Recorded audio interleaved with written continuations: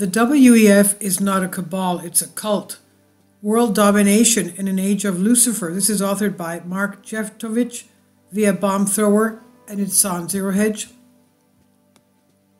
This book explores a strange new spirituality about to enter into competition with other established religions. My purpose here is to convince you that its emergence is probable, if not inevitable. And there's an image of a book cover, An Age for Lucifer, Predatory Spirituality, and the Quest for Godhead by Robert Tucker. I begin this exploration with an unproven assumption based on Darwinian evolutionary principles. A new predator will appear on our planet, an evolutionary prototype designed to prey on humans.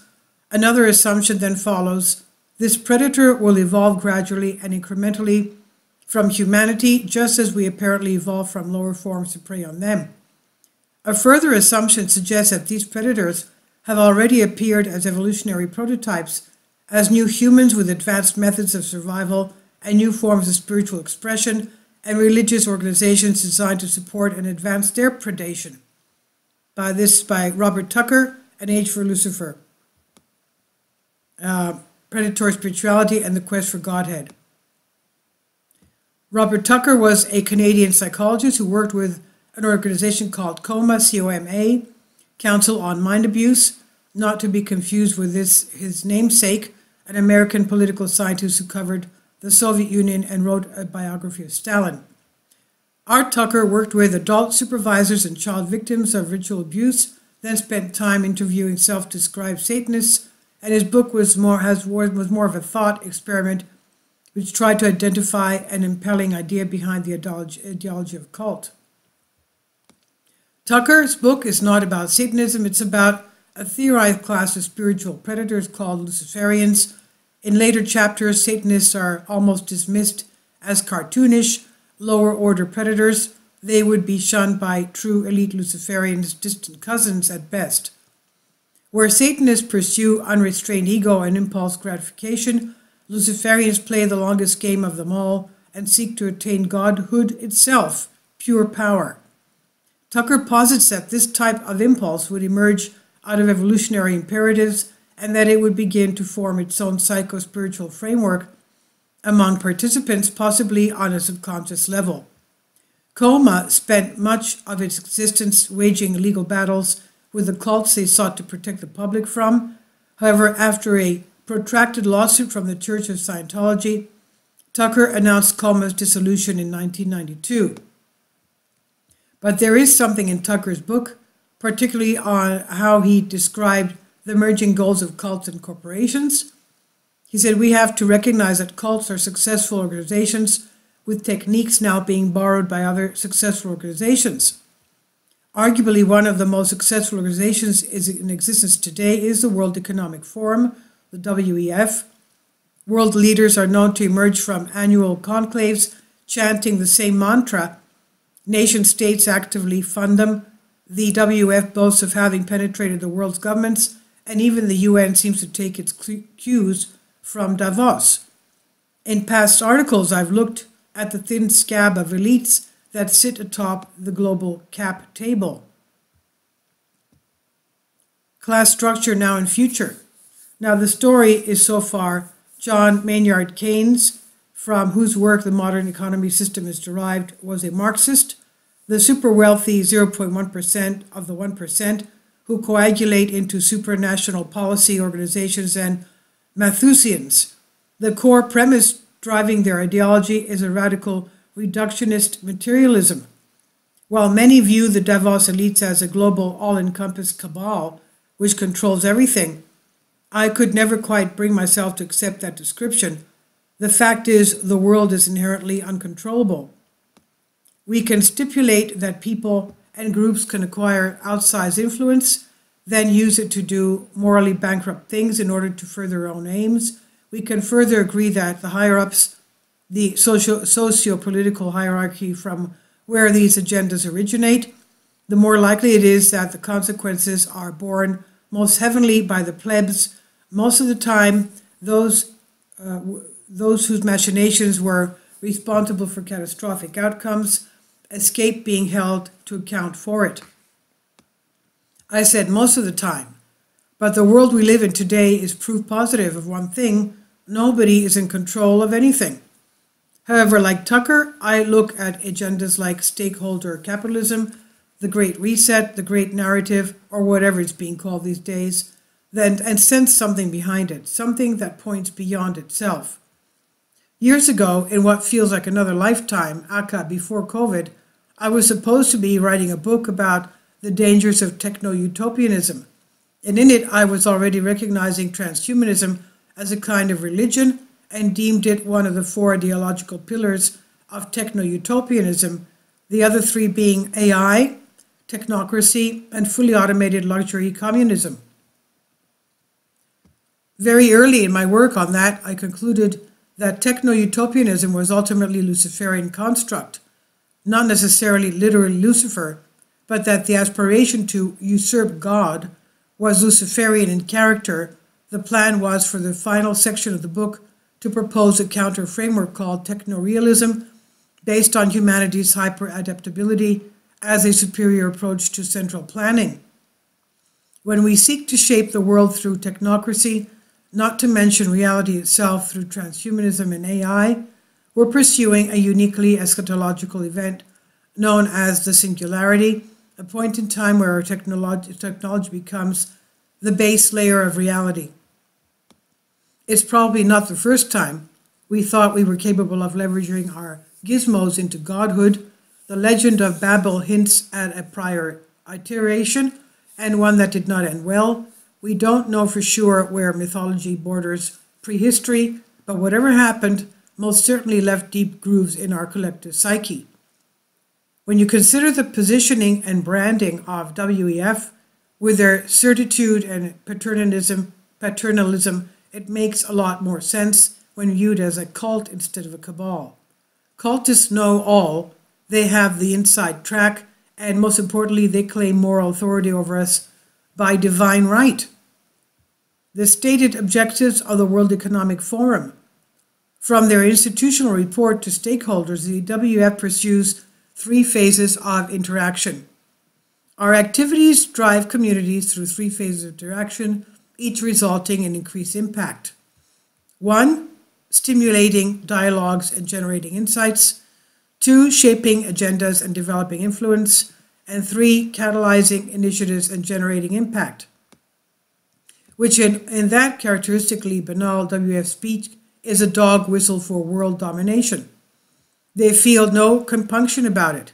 An age for Lucifer posits the emergence of a type of human whose beliefs hold the adherents to be higher ups in the spiritual food chain than everybody else, literally a breed above.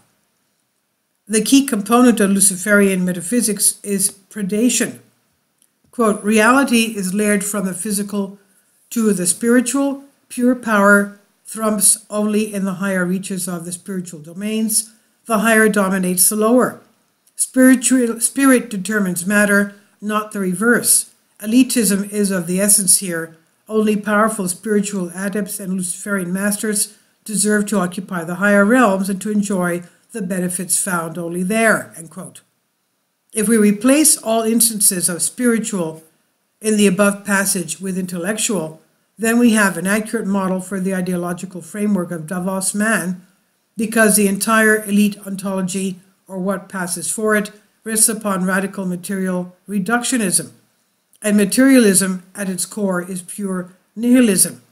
There is no spirit, we have no souls, there is no matter, and lower humans are merely hackable animals, as Noah Harari tells us. Everyone has likely seen this montage, but it does capture the essential Harari, who I personally think talks about all this in more of a descriptive than prescriptive timbre. But he is undeniably a Davos darling, and when you get him going, he has that pronounced Dr. Strangelove-style glee. Through the utter domination of what is intellectually permissible, and with expert technocratic oversight, matter can be subjugated to models, and elites can ascend to godhood, all in a metaverse of their own making. Cabals are self-serving and mundane, and while Davos man is certainly that, a Cabal is missing that essential element that makes for full-throated commitment, that thing that points beyond itself. Participants in a Cabal will abandon it the moment it ceases to serve their interests, but cultists will double down. They will burn themselves alive and eat their children. They are ideological berserkers. What is this thing that points beyond itself? I frequently say that the reason I think Bitcoin ultimately prevails and industrial era central planning fails is because the former has sprung forth from a higher order of intellectual abstraction than the hierarchical, certainly planned one. This is all part of an inexorable progression, an unfolding, if you will. It distinguishes itself from a techno-utopian singularity in that it's not something we've seized control of and are expertly managing. It's something coursing through us, impelling us, in fact, all living things forward. I've never found a great word to describe this thing beyond itself, quote unquote, that runs through everything. Obviously, it's the inspiration for spiritual movements throughout the ages, for mythological constructs. I've always just called it the great externality. It's the indescribable, the Tao, which can be explained is not the Tao, and ineffable, and it can ineffable. It can be experienced as I am, but if you try to put that into TED Talk, it'll probably stiff. When I talk about how the architecture of intellectual abstraction has shifted from centralized to networked, that's just a surface attribute. I've never really done an adequate job of explaining the fundamental change in the level of intellectual abstraction and how important that is. Jean Gebser called it the aperspectival world in ever-present origin, his exhaustive study of the evolution of consciousness itself. Geber wrote Every Present Origin in 1949. It was not translated into English until 1985. He understood that crises of modernity were brought about not by differing political views or even economic incentives, but in collision between successive iterations of consciousness itself. Humanity, according to Gebser, arced over three broad phases of unperspective. We could barely differentiate our own minds from the wider experience of the world. Perspectival, linearity, and rationality into the aperspectival, what comes next, a level that integrates those which come before. Perhaps one way to make the analogy is to frame it as the layering of dimensional orders. In the unperspectival world, our minds basically merged with reality. We were largely undifferentiated as self-aware creatures. It was a 0 to 1 dimensional existence.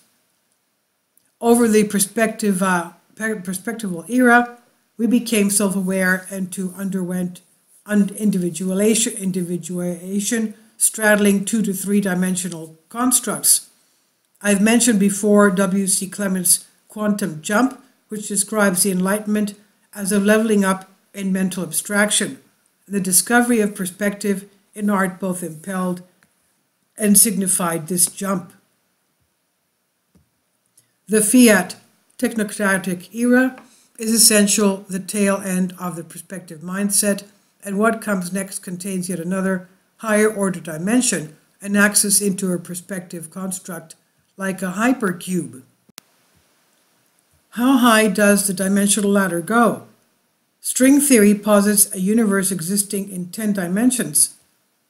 A 10-dimension hypercube? Who in their right mind comes up with this stuff? Anyway, this thing that points beyond itself is not arising from within the 3D construct that materialists assume forms the edge of existence. It comes from one level beyond. There are phenomena that exist in this larger super-reality, and when experienced here from within the perspective of our limited awareness, we struggle to contain within our senses. We may experience them as egregores or morphic fields, even a zeitgeist. The Russian mystic Vadim Zeland's concept of the pendulum has aspects of both absorbing and channeling thought energy. An energy pendulum is created when a group of people begin to think in certain ways, and then their thought energy finally unites into a single current. When that happens, as if in the middle of an entire ocean of energy, a separate independent energy information structure is created, which is referred to as the energy pendulum. Eventually, this structure begins to live its own life and subjugate to its laws the very people who created it. The structure is referred to as a pendulum because the more people adherents that feed with it, their energy, the more powerful it sways. This is what Vadim Zeland's transfuting said. A pendulum is itself perpetuating with a single imperative to draw as much energy to itself as possible. More importantly, it is agnostic about the energy charge. It doesn't matter if people are in harmony with the pendulum or opposed to it. Both poles create the energy that the pendulum craves. This is why the New Thought philosopher Neville Goddard's advice about the need to renounce evil rather than resist it is so important. There is a great difference between resisting evil and renouncing it. When you resist evil, you give it your attention, you continue to make it real. When you renounce evil, you take your attention away from it and give your attention to what you want. Now is the time to control your imagination and give your energy to what you want. Neville Goddard from The Power of Awareness. Pendulums can be benign or malevolent. The conditions that bring them forth make it so. The world's great religions can be seen as super pendulums. Movements and cults could be minor ones.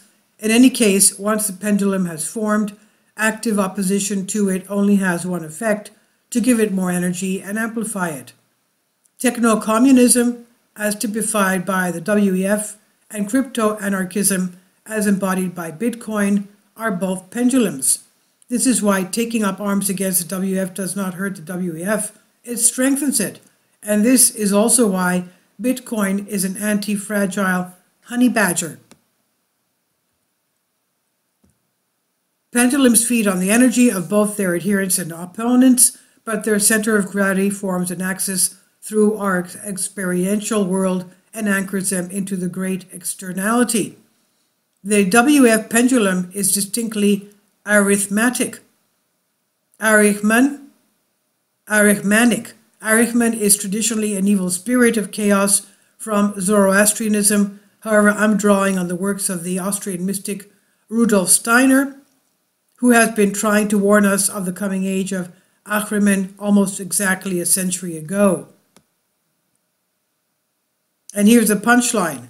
One of the developments in which Ahriman's impulse is clearly evident is the spread of the belief that the mechanism, mathematical conceptions inaugurated by Galileo, Copernicus, and others explain what's happening in the cosmos.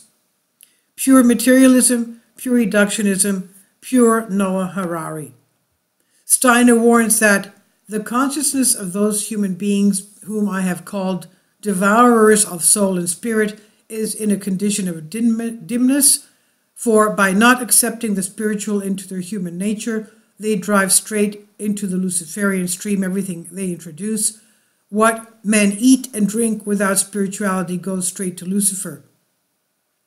Here Steiner is talking about spiritual predation and warning those who think they're the predators are actually the prey for the egregores they serve.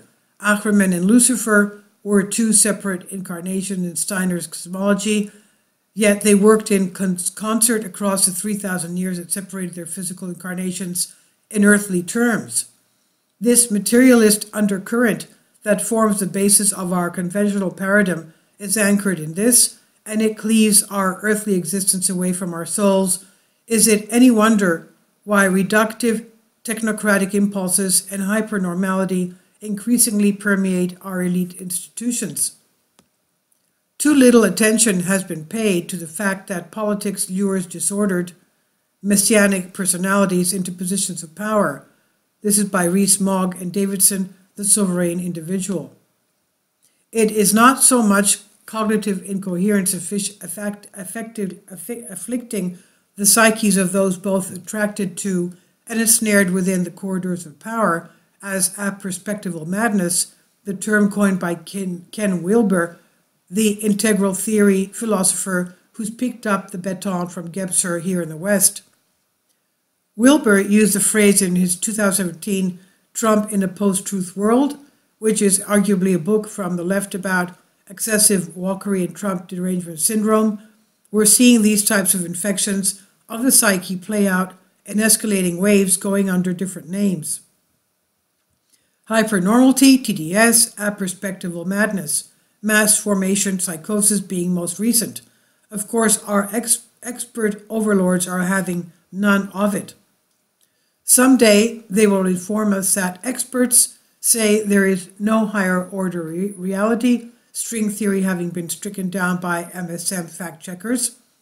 But this soul sickness that threatens to overrun the world is a result of ignoring these higher order constructs and of attempting to pack reality into three-dimensional materialistic box. Everything has to warp just to attempt to fit it all in there. Pick your pendulum. The party at Davos, WEF, is increasingly being regarded as a malevolent and controlling force on society, and with ample justification. Yet they seemingly wield so much power and wealth. How can one hope to counter their influence? By actively going out there and resisting the WEF, you are giving your energy to it. The key is to put your energy into what you want, not what you don't want. The counterbalancing pendulum to the Luciferian-inspired, fully automated luxury communism of the WEF is a distinctly Promethean construct, an impulse that had been building for decades, perhaps longer, and then revealing itself during the global financial crisis. This is from the Bitcoin Times. Now, the emerging impulse manifesting in Bitcoin, I've described elsewhere in seeming preternatural circumstances behind its emergence and the mind-boggling synchronicities I've personally experienced around it. The trend has continued. We've already had certain warnings of the similarities between CBDCs and Revelation-style number of the beast prophecies, even before the freakishly numbered WIPO patent 2020-06-06-06, which described implantable digital currency systems. That previous article put me in touch with some who made me aware of Revelations 2:17. Anyone with ears to hear must listen to the Spirit and understand what he is saying to the churches. To everyone who is victorious, I will give some of the manna that has been hidden away in heaven, and I will give to each one a white stone, and on the stone will be engraved a new name that no one knows except the one who receives it. You mean everybody gets their own private key? Kind of sounds like it. So on one side we have an implant or a mark on the hand or head, without which we cannot buy or sell or conduct business of any kind. While on the other, there is a group of the victorious who have possession of their own private keys. And as I said in the other articles, I don't subscribe to biblical prophecy in the literal sense that it predicts the future. What I do believe is that we exist in a multifaceted reality that transcends the material 3D reduction, which conventionally thought insists upon, and these mythologies attempt to describe something glimpsed in hyperdimension constructs from beyond linear time. Then in that dream, something starts to happen, usually a sound, but maybe it manifests in other ways. And when you wake up, you realize that your dream was reacting to something external to it, something happening in your waking world, like the doorbell ringing or a loud truck driving by. And when we wake up, we have a hard time parsing what we experience in the dream state. My theory there is because we dream in at least one additional dimensional axis. So of course it would be near impossible to unpack what happened in the hypercube back in the 3D experience. I went on a tangent because I often suspect something that is happening with synchronicities. Even prophecies or premonitions may be akin to this, an incursion into our waking world from some stimulus originating from a higher dimensional order outside of our conventional state. It would be exceptionally hard to make any sense of it because we're missing a dimensional axis when we even try to think about it. Our collective thought energies are responding to higher order impulses, and we create or join pendulums. Those pendulums are further shaped by larger underlying morphic fields and act as filters or bridges to the great externality. We gravitate into benign, healthy pendulums or malevolent, self-defeating ones. If we persistently engage in contemplative spiritual practices, we may garner enough self-awareness to recognize these larger currents and make conscious decisions about which ones to put our energies into. If we're really aware, we can make a conscious decision around which one to align with. The majority of people just go with whatever ones they get swept up in. Digesting it all, there will never be a path function where the WF either loses their power or reforms their ideals.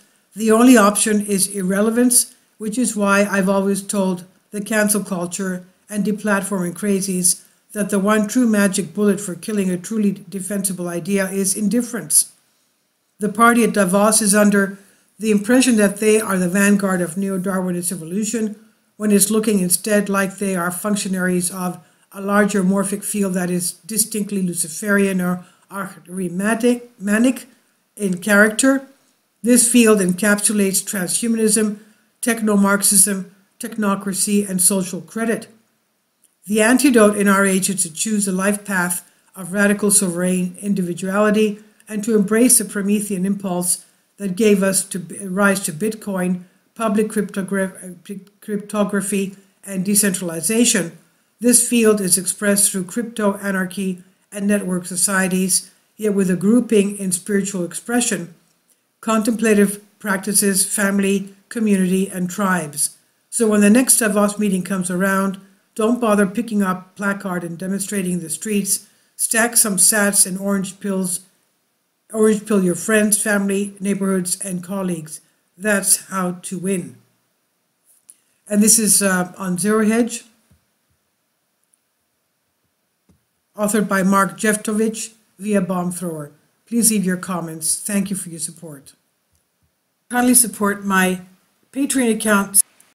The daily posts are 5 videos daily, and they are totally different from what I have on my YouTube channel. Thank you so much for your support and that you find all my content so interesting. You'll find the Patreon account details in the description box below.